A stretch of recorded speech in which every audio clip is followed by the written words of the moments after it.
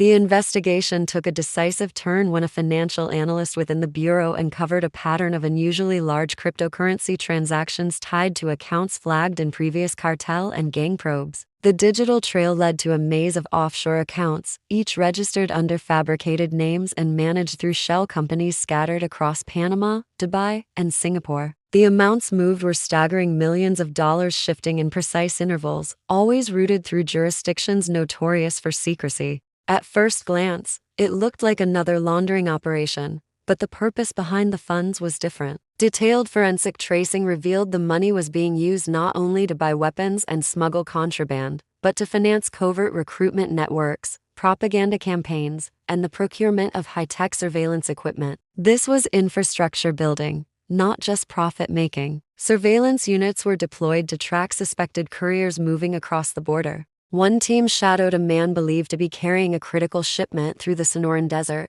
only to lose him when he vanished into a labyrinth of underground tunnels. Days later, a raid on an abandoned warehouse in Phoenix uncovered a chilling discovery: rows of unmarked crates stacked floor to ceiling, containing military-grade explosives bearing foreign manufacturing stamps. Some were traced to Eastern Europe, others to regions in the Middle East known for illicit arms trades. The find confirmed the scope of the operation. These were not random acquisitions. They were stockpiling for something deliberate and large-scale. Each lead seemed to open into multiple new directions, with fresh names, unexplained bank deposits, and coded references to deliveries and activation dates. Intelligence agents began to suspect that the financial arm of the network was as dangerous as its firepower. By controlling vast sums of liquid capital, the alliance could bribe officials, buy loyalty, and adapt faster than law enforcement could respond. Every time investigators thought they had frozen an account or intercepted a shipment, another route would surface,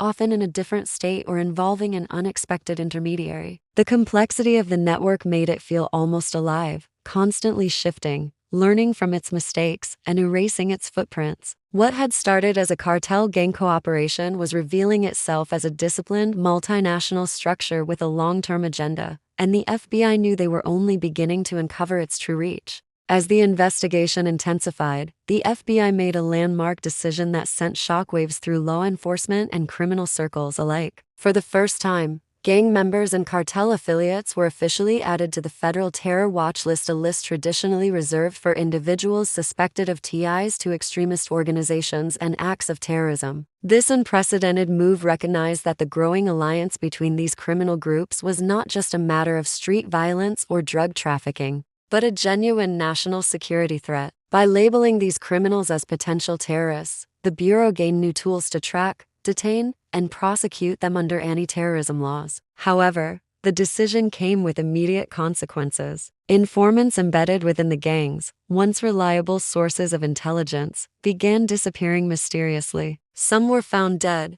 others vanished without a trace, and many more stopped answering calls. It became clear that word had leaked. Someone on the inside was tipping off suspects about FBI operations. At the same time, rival gangs started shifting their strategies, forming uneasy alliances with foreign operatives and cartel factions to protect their interests. The landscape of organized crime became a chaotic battlefield of shifting loyalties and betrayals. Turf wars erupted in unexpected places, and previously separate factions suddenly coordinated attacks to send messages not just to each other, but to law enforcement agencies as well. The FBI struggled to keep pace. The terror watch list expansion meant surveillance had to widen exponentially, stretching resources thin. Analysts grappled with a flood of data, trying to piece together who was friend or foe in a network that was fluid and constantly adapting. Agents on the ground faced heightened danger, encountering more heavily armed and trained suspects who seemed prepared to escalate violence to new levels. In some cities, community leaders reported a rise in intimidation tactics as cartel-linked groups sought to silence witnesses and obstruct investigations. The blurred line between organized crime and terrorism made it difficult for authorities to respond effectively. Traditional crime-fighting methods no longer sufficed, and counterterrorism protocols sometimes clashed with local law enforcement approaches.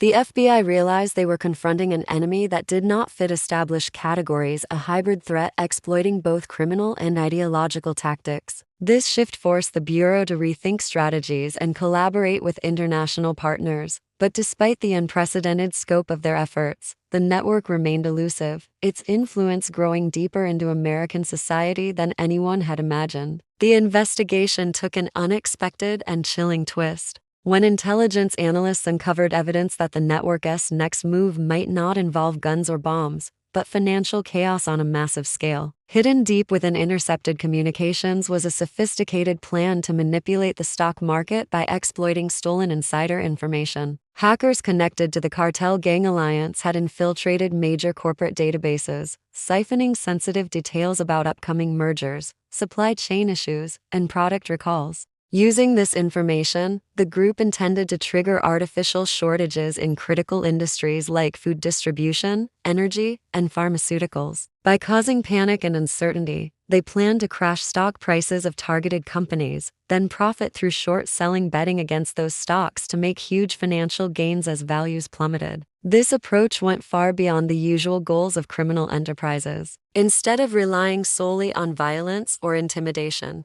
the network was aiming to create economic instability that could ripple across the entire nation and even reach global markets. The plan's complexity stunned FBI experts. It involved coordination between hackers, financial operatives, and logistical teams, ensuring the disruption would be precise and difficult to trace. The group had even begun spreading false news reports and social media rumors to amplify fear and confusion among investors and the public. As this intelligence emerged, the FBI faced a new kind of threat, one that combined cybercrime, financial warfare, and psychological manipulation. Traditional tactics would be ineffective against an enemy capable of striking in digital shadows and financial systems. The Bureau quickly mobilized a task force including cybersecurity experts, financial regulators, and international partners to monitor suspicious market activity and identify key players in the network. Yet, every lead seemed to open new doors. Insider accomplices vanished, bank accounts were emptied overnight, and hacked servers disappeared without warning. The network operated with a level of sophistication and secrecy rivaling that of state-sponsored actors. Analysts warned that if the plan succeeded, it could cause widespread panic, undermine confidence in the economy, and give the Cartel Gang Alliance enormous leverage without ever firing a single bullet. The FBI realized this was a war fought not just on the streets, but inside computer systems and boardrooms.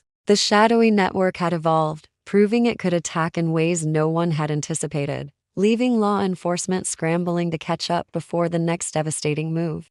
As the FBI prepared to execute a series of coordinated raids aimed at dismantling the Cartel Gang network, an unexpected blackout struck their main operations center. The sudden loss of power wasn't just inconvenient, it wiped out hours of live surveillance feeds, tracking data, and real-time communications. Although backup generators kicked in, the gap was enough for several high-priority targets to vanish without a trace. In the hours that followed, agents fanned out across multiple states, raiding safe houses, storage facilities, and known hideouts. They seized caches of weapons, explosive materials, stacks of cash, and digital devices containing troves of encrypted information. Scores of affiliates were arrested, many of whom were lower-level operatives with ties to local gangs. However, the most dangerous leaders, the masterminds behind the sprawling network, remained elusive. Analysts suspected an insider leak, but the FBI could not identify who had sabotaged the operations center. The blackout had the chilling effect of turning a well-planned strike into a partial victory at best.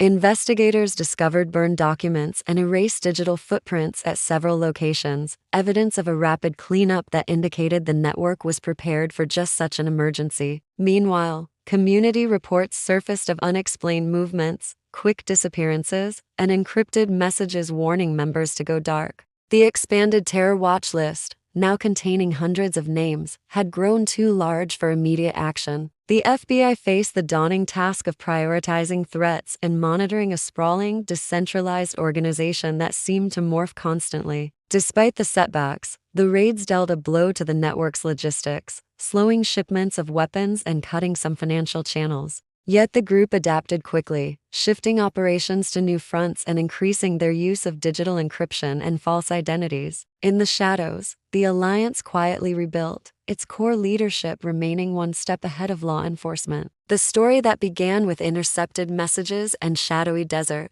Movements had evolved into a high-stakes game of cat and mouse, one where every win came at a cost, and every defeat allowed the enemy to learn, reorganize, and return stronger. The FBI's expanded terror watch list was now a tool in an ongoing battle against a new breed of threat, one that blended criminal ruthlessness with the tactics and reach of global terror networks, promising that the fight was far from over.